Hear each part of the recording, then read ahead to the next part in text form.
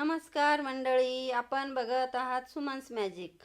आज मी गुलाबजामच्या प्रीमिक्सपासून एक नवीन प्रकारची अशी मिठाई बनवलेली आहे। तर ती तुम्हाला बाजारात सुद्धा मिळणार नाही अशा प्रकारची इतकी छान अशी मिठाई तुम्ही घरच्या घरी बनवू शकता आणि कमी वेळात कमी खर्चात अशी घरच्या घरी ही तुम्ही मिठाई बनवू शकता। इतकी खायला छान लागते ना, तर तुम्ही कधी खाल्ली सुद्धा नसेल। तर ही मिठाई कशी बनवायची तर त्याकरता व्हिडिओ संपूर्ण बघा आणि चॅनलला अजूनही सबस्क्राईब केलं नसेल तर चॅनलला सबस्क्राईब करा। चला तर व्हिडिओला सुरुवात करूया। तर इथे मी गुलाबजामुनचं प्रीमिक्स घेतलेलं आहे। तर 100 ग्रॅम आहे। तर 100 ग्रॅमचं तुम्हाला आज मी बनवून दाखवणार आहे। तर हे घ्यायचं आहे, तुम्ही कुठल्याही कंपनीचं घेऊ शकता। तर 175 ग्रॅम आहे। तर 100 ग्रॅम नाही, सॉरी। तर हे 175 ग्रॅम आहे। तर हे 2 आले होते, तर एकाचं मी तुम्हाला बनवून दाखवणार आहे। त्यानंतर मी गावाला गेल्यानंतर आईसाठी नेलं होतं एक, तर तिला बनवून दिलं। तर ते वेगळ्या प्रकारे बनवलं होतं, तर दुधामध्ये बनवलं होतं। तर त्याचा व्हिडिओ मात्र मी काढलेला नाही। तर ते बनवायचं असेल तर तुम्ही कमेंट मात्र नक्की करा। तर त्यासाठी 2 चमचे पिठामध्ये तूप टाकून घेतलेलं आहे आणि 1 ग्लास दूध घेतलेलं आहे। थोडं थोडं करून टाकायचं, दूध एकदम टाकायचं नाही। आणि त्यानंतर एखाद्या चमच्यानी वगैरे किंवा स्पॅच्युल्यानी कशाने तुम्ही हे मिक्स करून घ्यायचं, जेणेकरून त्यामध्ये गुठळ्या राहणार नाही। थोडं थोडं करून दूध आपल्याला यामध्ये टाकायचं। आता 1 ग्लास आपला टाकून झाला होता, पुन्हा मी अर्धा ग्लास घेतला होता।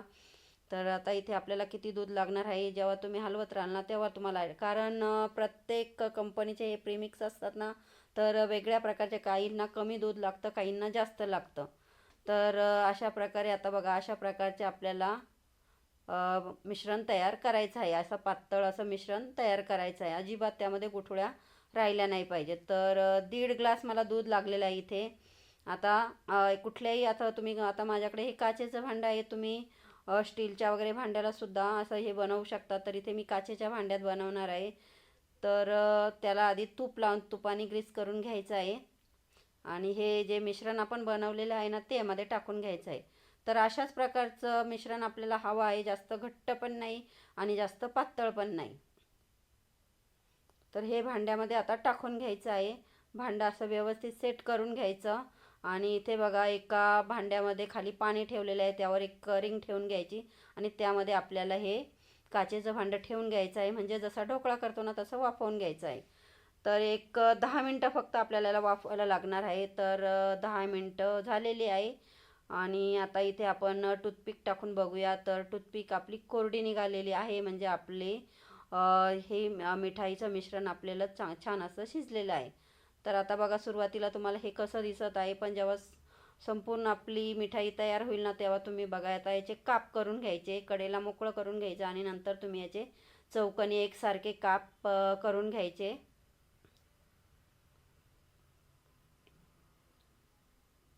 तर बघा, अशा प्रकारे हे छान असं फुललेलं पण आहे। आता त्यासाठी आपल्याला पाक बनवायचा आहे। तर पाकासाठी इथे मी अर्धा ग्लास पाणी घेतलेलं आहे, म्हणजे खूप छोटा ग्लास होता ते अर्धा ग्लास घेतलेला आहे। फक्त साखर बुडवण्यासाठी आपल्याला पाणी घ्यायचं आहे आणि 1 वाटी साखर घेतली आहे। थोडेसे केसरचे धागे टाकलेले आहे यामध्ये कलरसाठी। तुम्ही केशर आधी भिजवून घालून सुद्धा यामध्ये टाकू शकता, त्याने अजूनच छान असा कलर येतो याचा। आपल्याला कच्चा पक्का पाक करायचा नाही, फक्त थोडासा असा किंचितसा आपल्याला घट्ट करून घ्यायचा आहे। आता एक तव्याला तूप लावून घ्यायचं आहे आणि यावर आपल्याला हे जे आपण मिठाई बनवलेली आहे ना ती भाजून घ्यायची आहे। याचे पीस आपल्याला हे यावर असे ठेवून दोन्ही बाजूनी सॅलो फ्राय करून घ्यायचे आहे। तर कमी गॅसवर भाजायचे, खूप जास्त फास्ट गॅस ठेवायचा नाही। तवा सुरुवातीला तापून घेतला ना की लगेच कमी करायचा आणि मग नंतर दोन्ही बाजूनी छान असे भाजून घ्यायचे। आता वरतून सुद्धा तूप लावून घ्यायचं आहे, त्याच्यामुळे छान अशी चमक येते मिठाईला। आणि तूप मात्र गावरानच वापरायचं, शक्यतो घरचं असेल तर घरचं वापरा, नसेलच तुमच्याकडं तर तुम्ही मार्केटचं वापरलं तरी चालेल। पण डालडा वगैरे अजिबात वापरू नका, डालड्यामध्ये चरबीचं प्रमाण भरपूर असतं। आजकाल भरपूर लोक खात नाही, पण जे कोणी खात असेल ना तर त्यांनी ते शक्यतो टाळावे। तर अशा प्रकारे गोल्डन ब्राऊन होईपर्यंत हे आपल्याला भाजून घ्यायचे आहे आणि आता हे भाजलेले पीस आहे ना हे आता आपण काढून घेऊया।